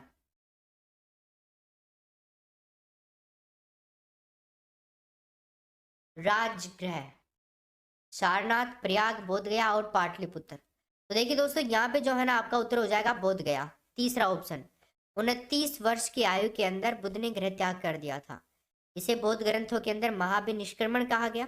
इसके बाद में उन्होंने बौद्ध यानी कि गया, बिहार के अंदर है, निरंजना नदी के तट पर, अभी वर्तमान टाइम में इसका नाम फल्गु रख दिया गया है। ठीक है, यहाँ पर एक बोधि वृक्ष था। बोधि वृक्ष किसका वृक्ष था? पीपल का वृक्ष। उसके नीचे समाधि ली थी। 8वें दिन समाधि के, वैशाख का महीना था, मास का, तो पूर्णिमा के दिन ज्ञान की प्राप्ति हुई थी इनको। उसको कहा जाता है संबोधि। ज्ञान की प्राप्ति जो हुई थी उसको संबोधि कहा जाता है। उसके बाद में गौतम बुद्ध, तथागत और शाक्य मुनि के नाम से प्रसिद्ध हुए। ऑप्शन नंबर तीसरा होगा इसका। अगला देखिए उत्तर, प्रथम बौद्ध संगीत का आयोजन कहाँ पर हुआ था? 99 नंबर के प्रश्न में तीसरा ऑप्शन। तीसरा ऑप्शन दिख नहीं रहा आप लोगों को, मैं दिखाता हूँ। देखो, वैशाखी, पाटलिपुत्र, और दूसरा हो गया, तीसरा ऑप्शन जो मैं दिखाऊँ आपको यहाँ पे राजगृह हो जाएगा।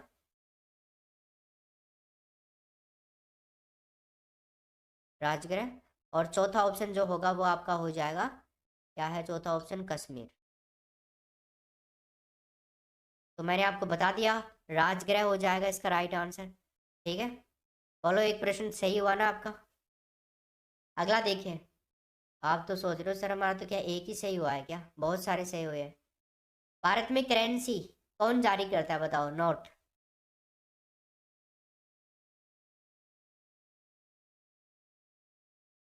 तो कौन जारी करता है भाई? रिजर्व बैंक करता है। ऑप्शन नंबर आपका हो जाएगा डी राइट आंसर इसमें। ठीक है ना, डी हो जाएगा इसमें। अगला प्रश्न देखिए आप, 101 नंबर का प्रश्न है, वातावरण की परत जो रेडियो तरंगों को वापस पृथ्वी पर परावर्तित करती है, नाम बताइए। क्या नाम है उसका? ठीक है, बहुत बढ़िया। क्या नाम है उसका? आयन मंडल। ऑप्शन नंबर हो जाएगा आपका बी राइट आंसर। ठीक है, हाँ। अगला प्रश्न देखिए, चांद बावड़ी कहाँ पे है, बता दो। चांद बावड़ी, छोटी खाटू, आबानेरी, मंडोर और डूंगरपुर, कहाँ पे है चांद बावड़ी?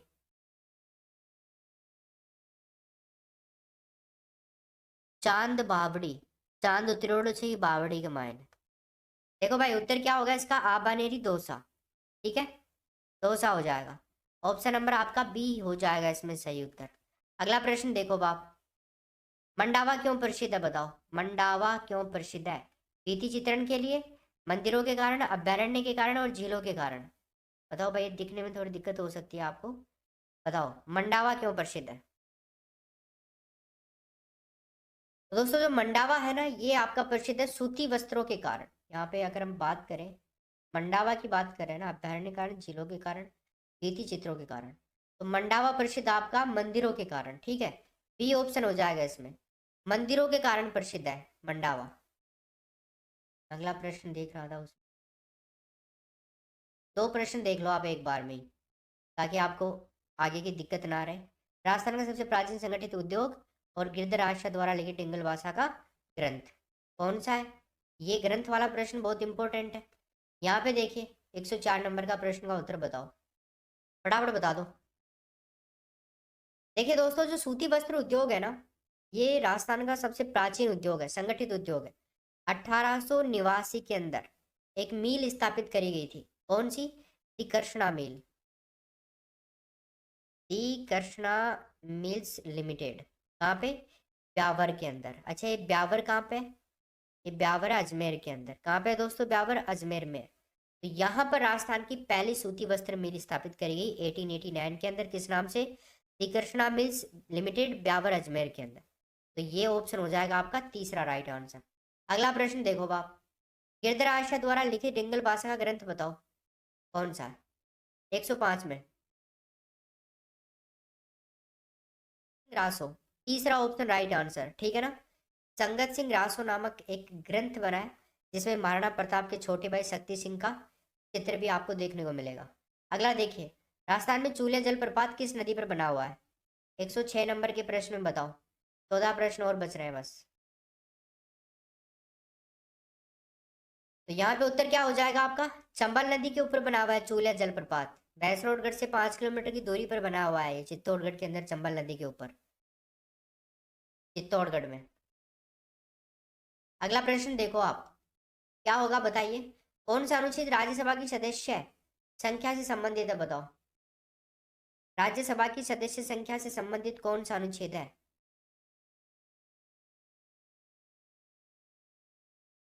बहुत ही बढ़िया।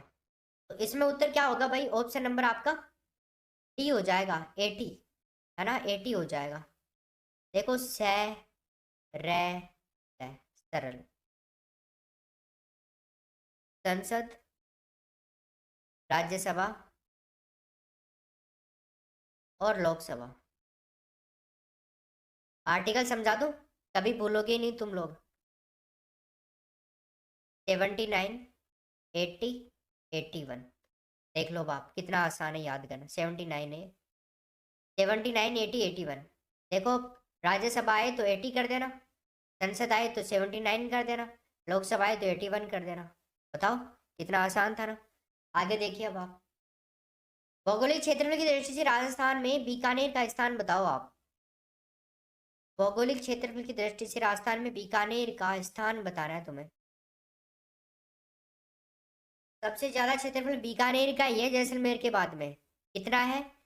30,239। और जैसलमेर का 38,401। तो यहाँ पे उत्तर क्या होगा? दूसरा, नंबर 1 ऑप्शन। अगला देखिए, कांग्रेस के दूसरे अध्यक्ष का नाम बताओ। कांग्रेस के दूसरे अध्यक्ष का क्या नाम था? सरदार वल्लभ भाई पटेल नहीं था, तैयब जी भी नहीं था, महात्मा गांधी भी नहीं थे, कोई नहीं थे। फिर कौन थे? दादा भाई नौरोजी थे। दादा भाई नौरोजी थे भैया। ठीक है, ये दूसरे अध्यक्ष थे। अगला प्रश्न देखो आप, 110 नंबर का, गांधी जी भारतीय राष्ट्रीय कांग्रेस का अध्यक्ष कितनी बार बने बताओ?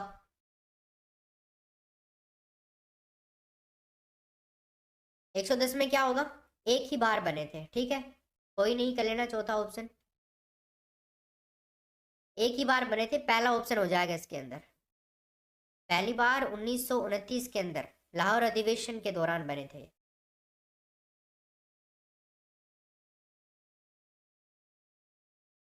हाँ।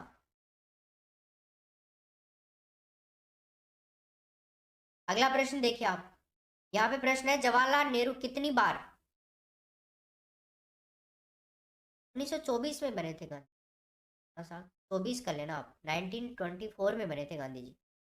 1929 में जवाहरलाल नेहरू बने थे। नेहरू के बारे में बात करेंगे अभी। बताइए, यहाँ पे उत्तर बताइए आप, जवाहरलाल नेहरू कितनी बार भारतीय राष्ट्रीय कांग्रेस के अध्यक्ष रहे थे? गांधी जी एक बार रहे थे, जवाहरलाल नेहरू 3 बार रहे थे दोस्तों। बी ऑप्शन हो जाएगा इसमें राइट आंसर। क्या हो जाएगा? B option. पहली बार कब बने थे ये? 1929 में, गांधी जी 24 में, ध्यान रखिएगा।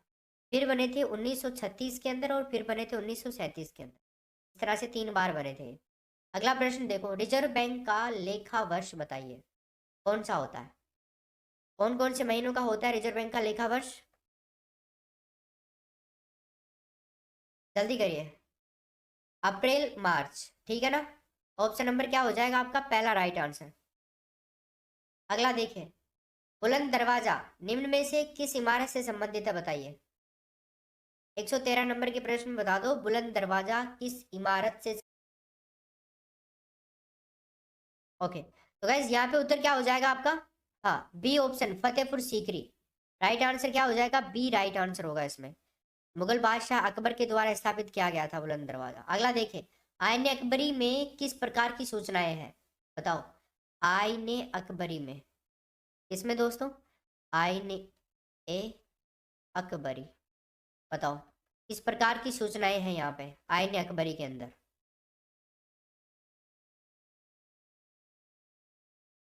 बहुत ही बढ़िया।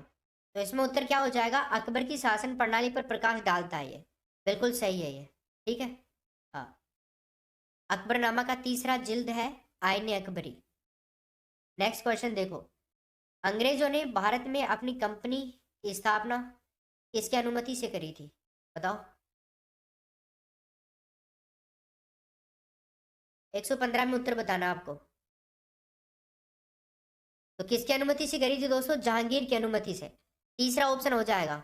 1613 के अंदर जहांगीर ने कैप्टन हॉकिंस जो था उसको सूरत में फैक्ट्री लगाने की अनुमति दी थी। अगला प्रश्न देखिए आप, जहांगीर का मकबरा कहाँ पे है बताओ? जहांगीर का मकबरा, ऑल राइट, जहांगीर का मकबरा है लाहौर के अंदर। ऑप्शन नंबर क्या हो जाएगा? B right answer. इनकी मृत्यु उनकी बेगम नूरजहां थी, उसने करवाई थी। अगला प्रश्न देखिए, बोध गया निम्न में से कौन से धर्म से संबंधित है? बोध गया, ए ऑप्शन है यहूदी धर्म, जैन धर्म, सिंतो और बौद्ध धर्म।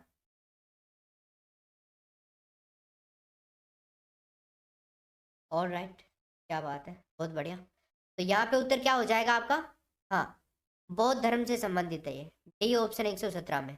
अगला प्रश्न देखिए, भगवान बुद्ध ने अपना प्रथम उपदेश कहाँ दिया था? 118 नंबर के प्रश्न में उत्तर बताइए, भगवान बुद्ध ने अपना प्रथम उपदेश कहाँ दिया था? इसमें उत्तर होगा सारनाथ, बी ऑप्शन, ठीक है। भगवान बुद्ध ने अपना प्रथम उपदेश कहाँ दिया था दोस्तों? सारनाथ में दिया था। नेक्स्ट क्वेश्चन देखिए, चौथी बौद्ध संगीति में बौद्ध धर्म किन मुख्य शाखाओं में बट गया था बताइए?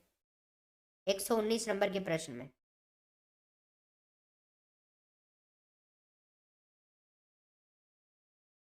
ऑलराइट, क्या हो जाएगा इसमें राइट आंसर? यस, हीनयान और महायान, यानी कि ऑप्शन नंबर आपका D is the right answer, ठीक है। अगला प्रश्न देखो, राज्यपाल का कार्यकाल कितने वर्ष का होता है बता दो? अंतिम प्रश्न था ये आपका।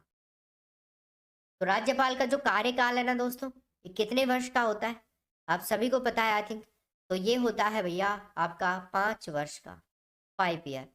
आज की तरह ही कल भी इसी तरह से प्रश्न आएंगे। 120 प्रश्न मैंने तुम्हें करवाए हैं। जो भी दोस्त क्लास में बाद में आए हैं, इस पूरी क्लास को जरूर लें जब भी आपको एक आध दिन में टाइम मिले, क्योंकि इसमें बहुत ही सिलेक्टेड क्वेश्चन है, एग्जाम में आने वाले क्वेश्चन है।